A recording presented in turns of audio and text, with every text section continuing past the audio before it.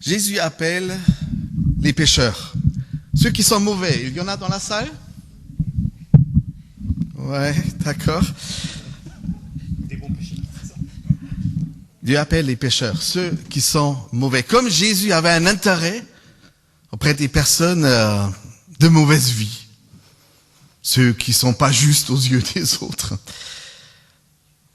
Et il t'appelle à le suivre. Jésus appelle les pécheurs et il t'appelle toi à le suivre. Le texte que nous allons partager est tiré de l'Évangile selon Marc, le chapitre 2, les versets 13 à 17. Et comme nous avons pris habitude, si toutefois ça marche, la télécommande, peut-être je devrais l'animer, voilà. Il y a deux tableaux qui partagent le texte et j'invite des personnes dans l'assemblée de lire à haute voix le texte pour nous le partager. Qui va commencer? Oui, Marilla? Jésus sortit de nouveau du côté du lac. Toute la foule venait à lui et il enseignait. En passant, il vit Lévi, fils d'Alphée, assis au bureau des taxes. Il lui dit « Suis-moi ». Lévi se leva et le suivit.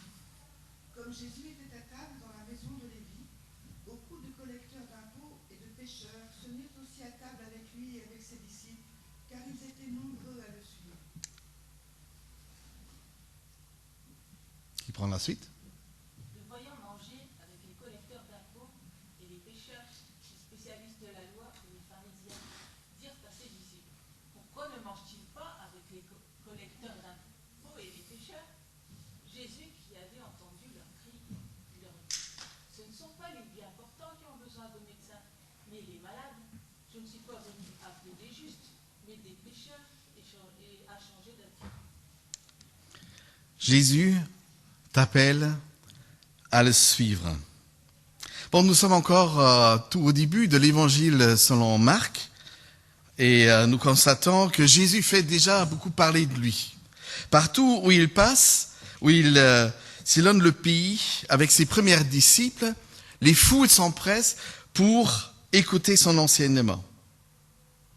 Aujourd'hui, nous assistons à un nouvel appel que Jésus va lancé sur la vie d'une personne. Et ce cinquième disciple qu'il appelle Lévi de nom, aussi connu sous le nom de Matthieu qui portera aussi son évangile, cet appel ne passera pas si facilement comme les appels précédents. On se rappelle que les 4 disciples déjà en lice sont des pêcheurs que Jésus a accueillis au bord du lac de Tibérade. C'était des pêcheurs des Juifs, on pourrait dire les bons Juifs, ceux qui sont dignes de ce nom, qui font partie du peuple de Dieu. Le nouveau appelé, venu dans le groupe, Lévi, lui, c'est un tout autre personnage. Aux yeux de tout bon Juif, Lévi, lui, fait partie des Juifs mauvais. On pourrait dire c'est un collabo. Un collabo. En France, ça résonne, hein? Un collabo de l'Empire romain qui collecte pour l'ennemi des taxes de droit de passage et sur tout ce qui est circulation de marchandises. Une sorte de collabo français avant l'heure, faisant chose commune avec le régime nazi du Troisième Reich. Il y en avait, n'est-ce pas? On a honte de ces personnes-là. Ce sont des traîtres. Ceux qui ont trahi la nation, nos valeurs. C'est certainement pour cela que tout Français après-guerre était dans la résistance. Et on connaît personne qui était proche de la pensée hitlérienne, n'est-ce pas? Vous aimeriez bien voir une telle personne à l'église, avec vous, prier, chanter, qui fait chose commune avec l'ennemi, et qui se remplit les poches sur ton argent? Chaque fois que tu passes, Chaque fois que tu transportes quelque chose. Vous voyez le personnage de Lévi? Il est installé dans son bureau de taxes et c'est Jésus qui passe. Mais Jésus ne sort pas son porte-monnaie ni sa bourse. Il sort un appel. Lévi, lève-toi et suis-moi. Lève-toi et suis-moi. Oh là là, mollo mollo, déjà qui es-tu? Et comment tu te permets de lancer un tel appel? Qui tu es? Que je me lève pour toi et que je te suive. En tout cas, ça serait ma réaction à moi. Mais Marc est toujours très bref dans ce qu'il raconte. Il va tout de suite à la réponse de Lévi. Il se leva et le suit. Comme si Jésus voulait dire, Lévi, c'est à prendre ou à laisser. C'est maintenant ou jamais. C'est ni tout à l'heure, ni demain, ni dans un mois. C'est maintenant. Lève-toi et suis-moi. Mettez-vous à la place de Lévi. Qu'est-ce que vous aurez fait? Vous. Il y a des situations dans notre vie qui sont tellement confortables, même si nous savons que nous sommes pas en accord avec nous-mêmes ni avec nos convictions, nous trichons très souvent par rapport à nous-mêmes aussi. Nous ne sommes pas clairs par rapport à nos valeurs, comme c'était le cas de Lévi. Mais se lever comme ça, le suivre comme ça. Mettez-vous à la place de Lévi. Mettez votre propre nom. Lévi, lève-toi et suis-moi. Mettez votre propre nom. Qu'est-ce qui est votre réaction, votre première réaction dans votre cœur? Dernièrement, j'ai entendu des paroles d'une chanson intitulée « Maintenant ou jamais ». C'est un duo que je connais pas, Tal et Dry. Qu'est-ce que quelques-uns les connaissent? Mais les paroles m'ont bien attiré l'attention. Voici le refrain de leur chanson. C'est mon histoire. Combien de fois j'ai dû tomber? Je ne compte même plus. Je crois que c'est maintenant ou jamais. Tout ce temps, j'avais envie d'y croire. Pourtant, tout pousse à croire que c'est maintenant ou jamais, c'est maintenant, je le sens bien. Bon, je connais pas ce groupe, mais ces paroles, je me disais, waouh, ça pouvait être les réflexions, les pensées de Lévi même. C'est maintenant, je le sens bien.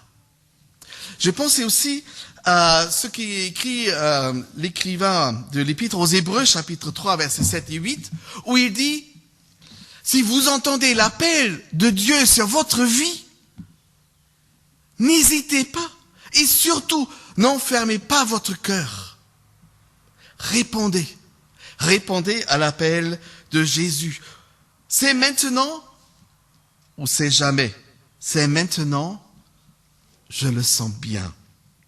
Ces paroles pouvaient être celles de Lévi, qui l'ont fait se lever et suivre Jésus. On appelle cela aussi peut-être la saisie de la dernière chance. Tu t'es déjà trouvé dans un impasse dans ta vie?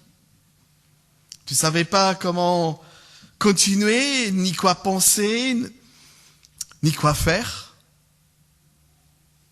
Des moments où on se sent vraiment au bout d'un chemin ou dans un cul-de-sac, en tout cas au bout du rouleau, et brusquement quelqu'un t'offre une chance d'en sortir.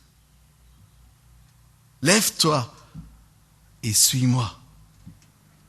Saisir la chance et prendre la main que Jésus te tend. Il y a des moments, et nous le savons tous, nous avons tous vécu cela, il y a des moments dans notre vie que nous savons qu'il ne faut pas les rater. Ce sont les moments, et on sait qu'il n'y a pas d'autres. Si tu ne saisis pas la chance maintenant, tu ne sauras pas s'il y a encore d'autres choses qui viendront après. Certaines personnes disent, ah non, j'attends la prochaine fois. Comme s'il y avait toujours une prochaine fois. Tu te rappelles d'une telle situation dans ta vie où tu disais, c'est maintenant ou jamais. Il faut la saisir, l'occasion. Il faut la prendre en main. Il faut saisir la main que Jésus nous tend. Au fond de notre cœur, nous sentons fortement l'importance que présentent de tels moments pour nous-mêmes, pour notre vie présente et surtout pour notre avenir. Au fond de notre cœur, nous savons et nous pouvons même avoir une ferme certitude que c'est exactement dans ces situations-là, dans ces moments-là, que se joue notre avenir, que se joue même notre salut. C'est maintenant ou jamais. C'est maintenant. Je le sens bien. Et comme Lévi, Jésus t'appelle aussi aujourd'hui. Là où tu es, dans la situation qui est la tienne, dans les questionnements qui sont les tiens, il t'appelle aujourd'hui comme il a appelé Lévi. Lève-toi de là où tu es et suis-moi. Lève-toi donc et prends la ferme résolution de le suivre comme un vrai disciple, comme une vraie disciple. C'est cela l'appel. Ne refuse pas l'invitation que Jésus te donne. Il voudrait que tu marches avec lui et que tu deviennes une personne qui le suive comme un vrai disciple. Cette invitation que Jésus donne sur notre vie est seule capable de la transformer, notre vie. C'est ça ce que nous espérons, n'est-ce pas? Pour cela, on se levait pas pour suivre Jésus. S'il n'y avait pas une attente sincère, pressante même. Cette invitation que Jésus nous donne voudrait donner un sens à notre vie. Et surtout, un but. Un sens et un but. Lève-toi et suis-moi. Lève-toi donc de là où tu es, de la situation qui est la tienne. Confie ta vie à Jésus et commence à le suivre. Et tu verras ta vie se transformer. C'est en suivant Jésus que le changement arrive. C'est ni avant, certainement. C'est en faisant. Être en marche, ça me dit quelque chose. Peut-être vous l'avez déjà vécu vous-même. Certains de nos choix que nous considérons importants et salutaires peuvent ou vont même provoquer des réactions fortes et désagréables des personnes qui nous sont proches ou qui nous connaissent. Ce que tu crois, ton choix bon et réfléchi, peut être aux yeux des autres qui te connaissent complètement incompréhensible. Ils ne te suivent pas dans tes choix. Tu voudrais suivre Jésus? Ils ne te suivent pas dans ton choix. Au contraire, et ils le font savoir. Ils vont m'en crier « Association de malfaiteurs ». Vous connaissez ça? Association de malfaiteurs, c'est un terme juridique. Tu vas en prison pour ça. En bande organisée, c'est la suite. Bon, ça fait penser Marseille, mais... Association de malfaiteurs. Et je trouve, ces malfaiteurs que Jésus appelle, ils ont bien fait. Ces malfaiteurs ont bien fait. Vous savez pourquoi? Parce qu'ils entendent l'appel de Jésus sur votre vie. Et ils veulent y répondre. Ils veulent sortir de là où ils sont. Ils veulent entreprendre un autre chemin. Ils veulent suivre une autre destinée. Ils veulent avoir un autre sens pour leur vie. Ils veulent avoir un autre but à suivre. Heureux de sa nouvelle vie en tant que nouveau disciple de Jésus, Lévi non pas seulement invite Jésus dans sa maison et à table. Ça, c'est bien français. J'aime bien ce côté français dans ce texte. Être dans la maison et être invité à table. Et l'église de Douai, franchement, me fait pas espérer que je puisse encore maigrir. Pourtant, j'aurais bien besoin. Lévi invite au même temps qu'il est invité par Jésus toutes ses connaissances.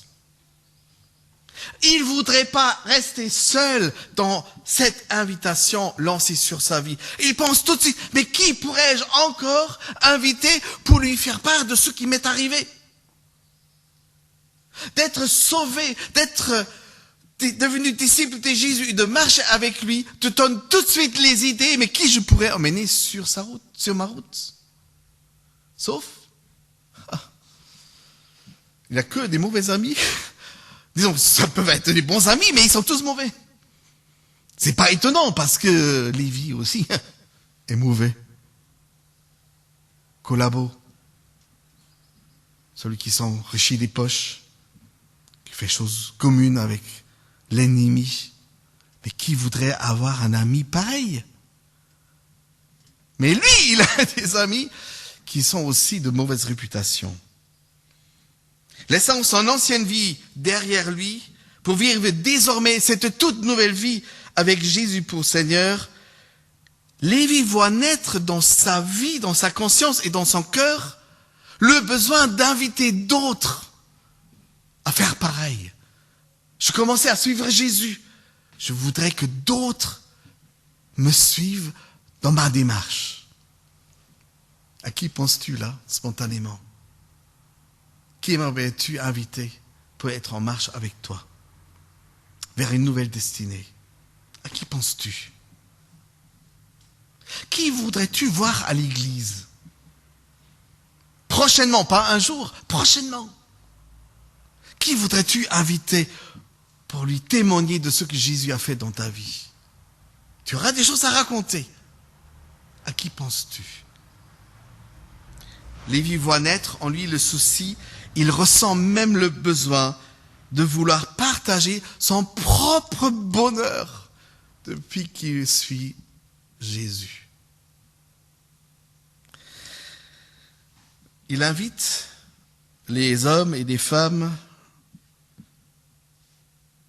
pécheurs. Pourquoi? Il est pécheur, lui. Il est mauvais. Donc, il invite ceux qui lui ressemblent. D'ailleurs, nos amis nous ressemblent beaucoup, je trouve. N'est-ce pas? D'ailleurs, ils sont devenus nos amis parce que ceux qui se ressemblent s'assemblent, dit-on. Donc, c'est pas étonnant que la maison de Lévi est remplie de personnes de mauvaise réputation. Venez dans ma maison. Je vous invite à ma table pour écouter et faire connaissance avec celui qui a commencé à changer ma vie. Et ce changement, il est vraiment impressionnant. Et le verset 15 dit, ils étaient nombreux à suivre son invitation. Imagine, tu invites tes connaissances, tes amis, tes voisins, tes collègues, et ils viennent dans ta maison pour partager avec toi ton histoire. Ils t'accompagnent même à l'église. Comme me disait Pascal, un voisin qui habite quelques maisons plus loin, il disait, depuis que tu es venu chez moi et depuis que tu m'as offert ce DVD sur la vie de Jésus, franchement, il y a quelque chose qui passe en moi, je ne comprends pas. Et c'est vrai, je l'ai connu jusqu'alors toujours ivre, en marchant avec sa béquille sur la rue Jean-Baptiste Lebas. Il puait l'alcool et la pisse. Mais depuis que nous nous connaissons, il n'était plus jamais ivre. Il n'a jamais sorti la pisse. Il a changé. Et il dit, je remarque, il y a quelque chose qui me fait du bien chaque fois que je pense à toi et notre petit moment des choses que nous avons partagées. Imagine, ça pouvait arriver à tes connaissances à toi. Assis à table, on trouve une bande, toute une association de malfaiteurs, des hommes et des femmes adultères, des prostituées, des hypocrites de tout genre, des hommes et des femmes qui exercent peut-être des métiers douteux, voire malhonnêtes, dont la profession est moralement fort discutable, comme pour ceux qui touchent au transport ou touchent au commerce tout court, comme c'est le cas de Lévi. Et d'ailleurs, c'est certainement sans doute que le dieu dans la culture gréco-romaine pour les commerçants, c'était Hermès. Le dieu des commerçants et des voleurs. Des commerçants et des voleurs. Parce que parfois, et je sais de quoi je parle. Oui, Bernard. Et nous avons un autre Dieu, hein. Nous avons un autre Dieu. mais je sais de quoi je parle parce que je viens d'un métier de transport. Hein. Et croyez-moi, les bonnes affaires, tu le faisais toujours ayant au moins un pied dans la prison. Hein. C'est toujours dans la frontière de l'illégalité, hein, que tu fais des bonnes affaires. C'est comme ça. C'est comme ça. Donc toutes ces deux bandes réunies autour de cette table. Donc tout un monde dont il faut se méfier. Association de malfaiteurs. Comme le concentré du mauvais était autour de la table de Lévi. Et vous savez, Jésus était assis au milieu d'eux. Oh, certains disent, il a mal choisi sa place. Est-ce que c'est pas le dicton qui dit, ce sont les mauvaises compagnies qui corrompent les bonnes mœurs? Voilà ce qui prouve exactement les réactions des pharisiens, qui se rendent compte qu'il se passe quelque chose. Dans la maison de Lévi, tous les mauvais sont chez lui. Il s'indigne publiquement en accusant Jésus de fréquenter des pécheurs. Ça se fait pas. On n'est pas amis avec des gens mauvais. Ça pouvait être un conseil des parents à leurs enfants. Ne va pas avec ceux qui sont mauvais, n'est-ce pas? Sur lesquels on pouvait avoir du doute. Choisis des bons amis, qui viennent des bonnes familles, qui ont un bon comportement, que je te conseille. Et Jésus, il a choisi sa place dans cette bande des malfaiteurs.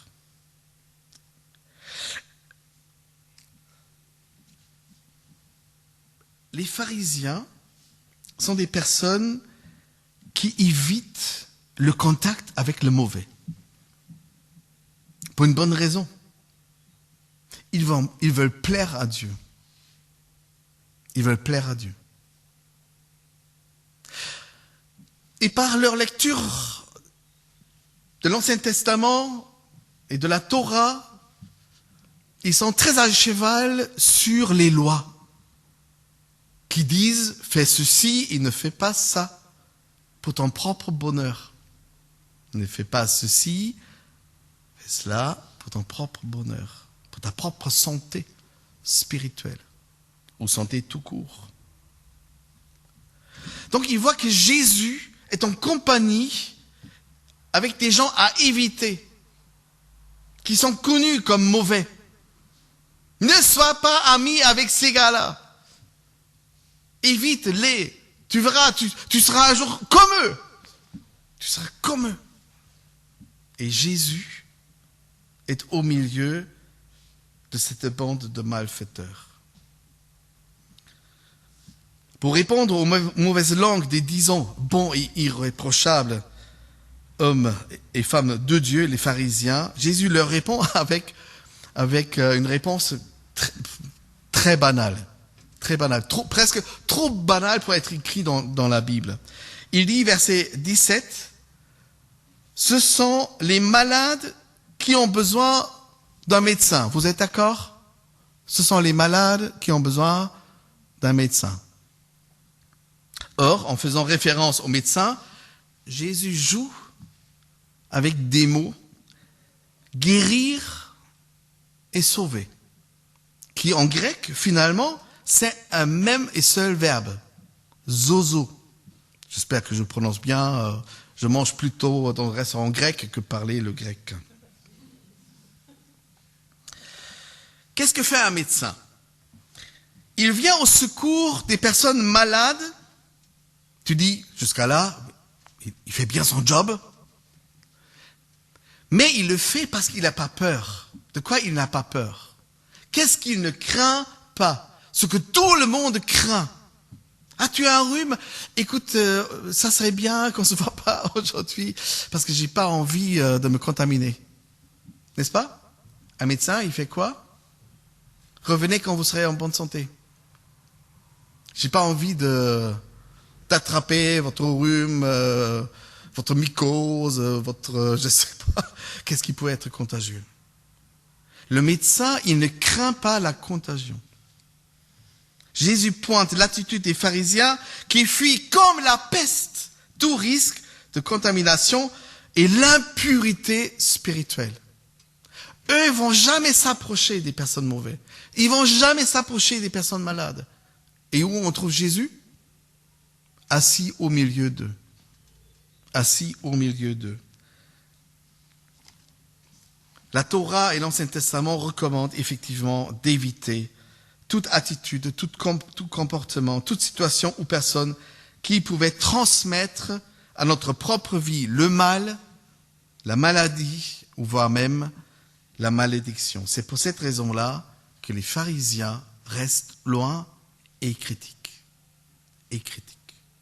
Cependant, Jésus, il n'a pas peur. Il n'a pas peur de toucher ceux qui sont malades pour les guérir du mal qui les habite.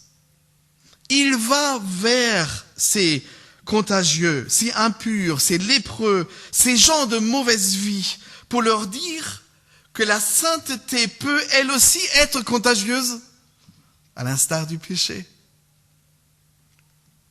Pour cela, il dit, je suis venu pour ceux qui se savent malades. Je suis venu pour ceux qui se savent perdus. Et c'est là toute la mission de Jésus.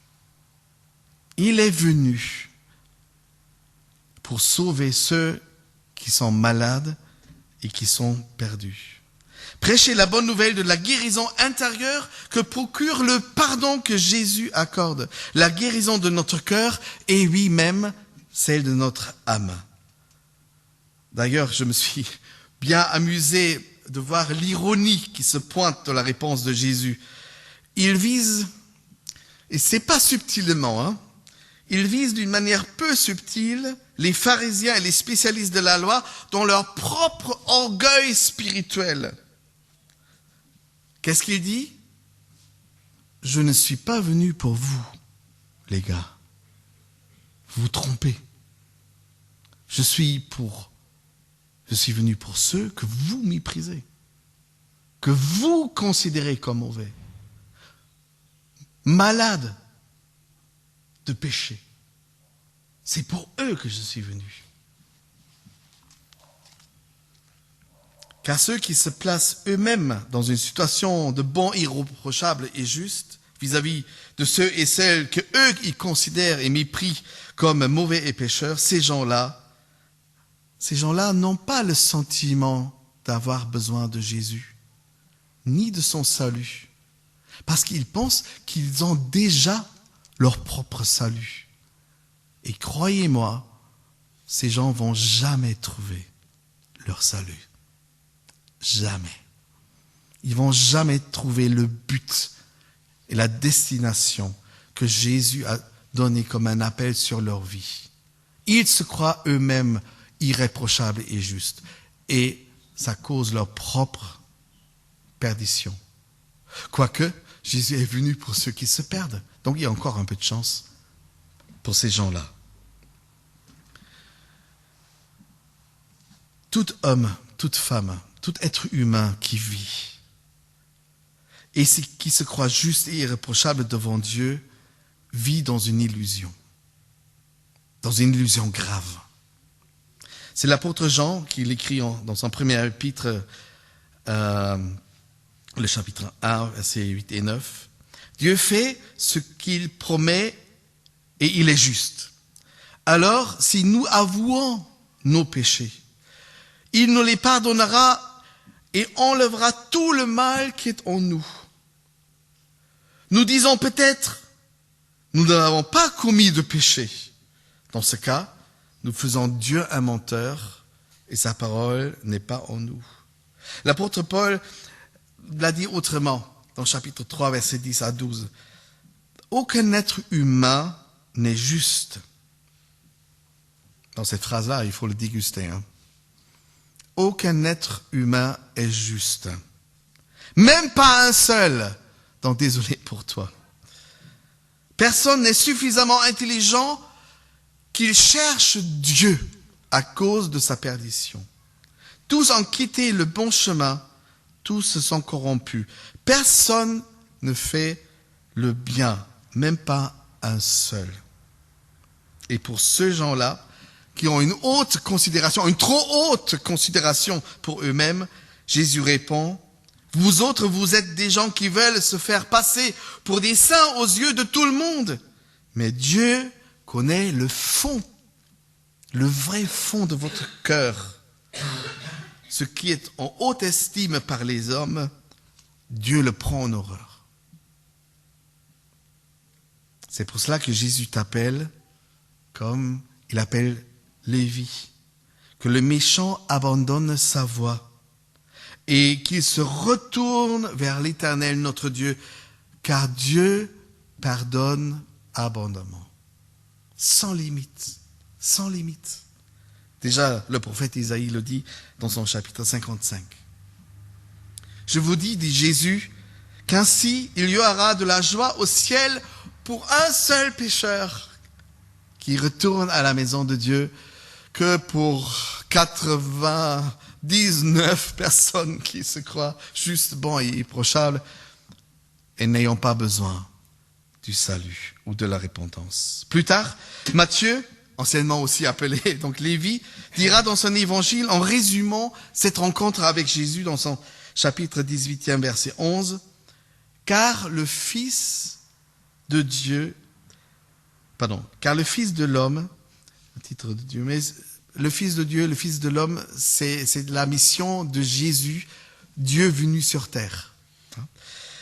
Il est venu pour sauver ce qui est perdu. » Encore une fois, voilà mon histoire, vous pouvez dire Lévi, à ceux qui sont invités, ses copains, ses amis, ses collègues, tous aussi mauvais comme lui il était.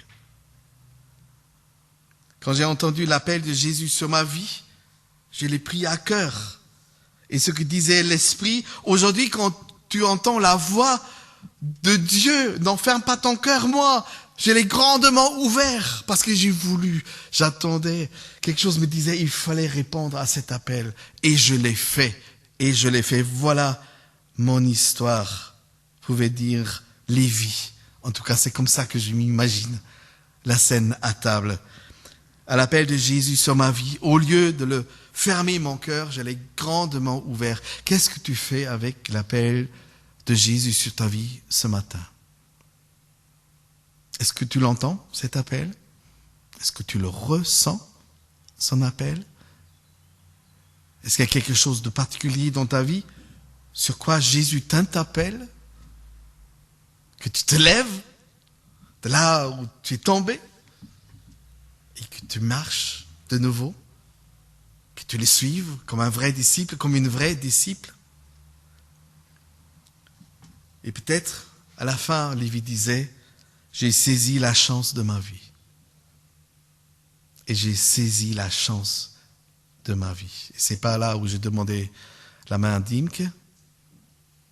C'était aussi la chance de ma vie. Mais là, c'était pour le salut. Et j'ai fait comme Lévi. J'ai répondu, oui, je me lève et je te suivrai partout où tu iras. Pour conclure, encore une fois, ces paroles de maintenant ou jamais. Combien de fois j'ai dû tomber? Combien de fois tu as dû tomber? Je ne compte même pas. Je crois que c'est pour maintenant ou jamais.